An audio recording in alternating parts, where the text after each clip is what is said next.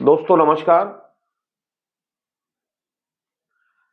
आज के समय पर देखा गया है कि परिवारों में संपत्ति के बंटवारे के लेके काफी विवाद होते हैं और सहमति से बंटवारा नहीं हो पाता है।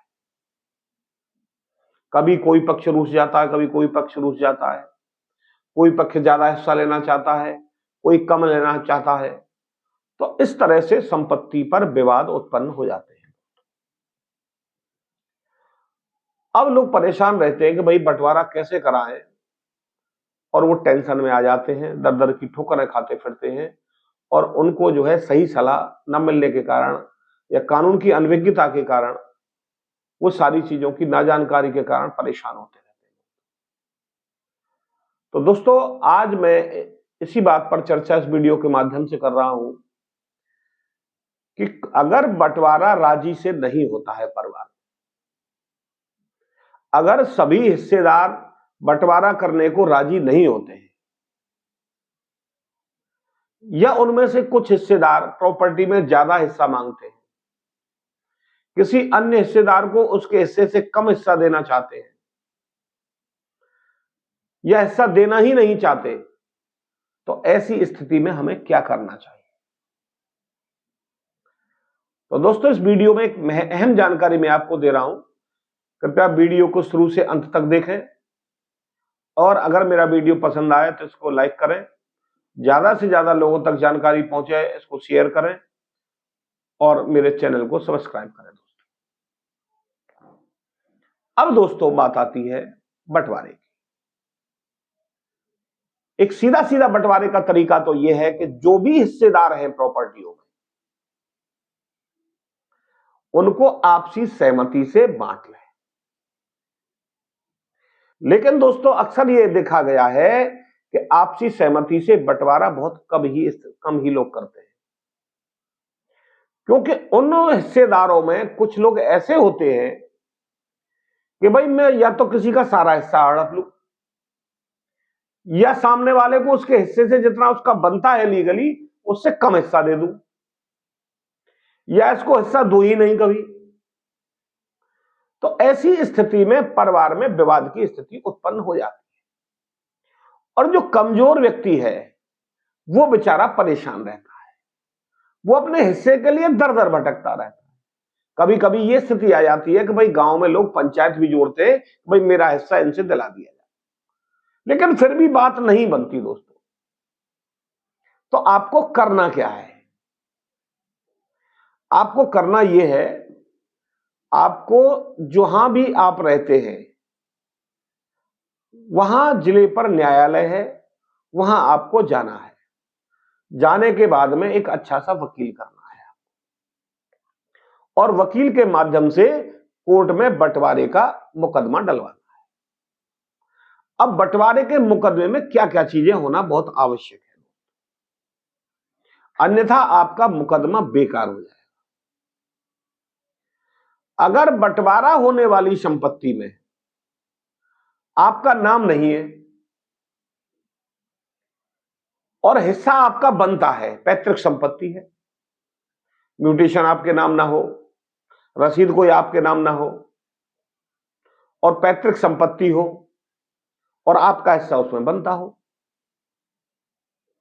या रिकॉर्ड से आपका नाम ही कटवा दिया गया हो, वो स्थिति एक अलग होती है। उसके लिए मैं थोड़ा सा बताऊंगा, अगला वीडियो आपके लिए बना के दूंगा।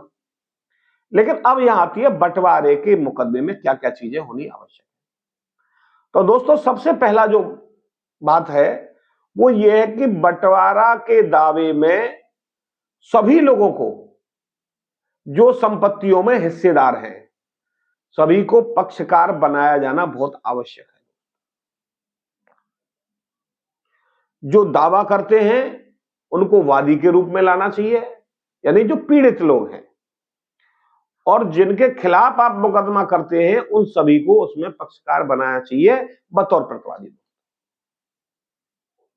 अगर एक भी पक्षकार या हिस्सेदार छूट गया तो आपका दावा डिफेक्टिव हो जाएगा। दूसरा दोस्तों, जितनी भी प्रॉपर्टियों का आप बंटवारा कराना चाहते हैं, 1 है, 2 है, 4 है, 10 है, सारी प्रॉपर्टियों का विवरण उनकी बाउंड्रीज, उनका मेजरमेंट, उनका क्षेत्रफल, उनकी दिशाएं, पैमाइश और वो कहां स्थित है, उन संपत्तियों का हवाला भी बंटवारे के मुकदमे में दिया जाना आवश्यक है। अगर एक भी संपत्ति छूट जाती है तो आपका मुकदमा लीगली डिफेक्टिव हो जाए, और यह चीज कोर्ट की संज्ञान में आ जाती है कि भाई बंटवारे से एक संपत्ति छोड़ दी गई है या एक से अधिक संपत्तियां छोड़ दी गई हैं, तो आपका बंटवारा बिल्कुल फेल हो जाएगा। यह सुप्रीम कोर्ट का व्यू है दोस्तों। सारी लोगों का जो हिस्सेदार है उनका हवाला दें, सारी प्रॉपर्टी का हवाला दें, और कितना कितना हिस्सा किस किस का बनता है यह भी उसमें मेंशन कर देना आवश्यक है। अब यहां जो प्रॉपर्टी का हवाला है या पार्टीज का हवाला देना क्यों आवश्यक है? माननीय सुप्रीम कोर्ट के द्वारा यह स्पष्ट कर दिया गया है, एक सुप्रीम कोर्ट के द्वारा एक जजमेंट पास किया गया, कैंची गौड़ा वर्सेज सिद्धा गौड़ा 1994 का एक जजमेंट है।